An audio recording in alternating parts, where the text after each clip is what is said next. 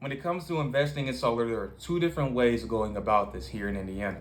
The first, most common option is simply to finance through your solar company.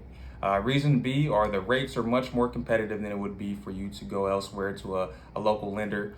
The monthly payments are much more appealing than it would be to your utility, and it's a fixed rate, so it never changes on you. And lastly, the term on your solar financing can be pretty appealing. You know, it can go as low as 7 years and upwards up to 25 years, depending on how fast you want to pay this off. So solar financing is definitely the way to go for those who are looking for a more desirable monthly payment to have a better budget. Now, the second option is to simply pay your system in cash to avoid monthly payments and interest altogether.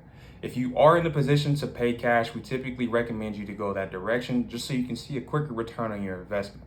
A general return on your investment can be anywhere from about 5 to 8 years when paying in cash. When you finance, that return on your investment period can lengthen a little bit just because you're now paying interest as well with that investment. So those are the two most common ways of going solar and investing in solar here in Indiana is to simply go through your solar financing company or to pay cash to avoid the interest and the monthly payments altogether. If you guys are interested in learning more about this information, please reach out to us and we will be happy to help.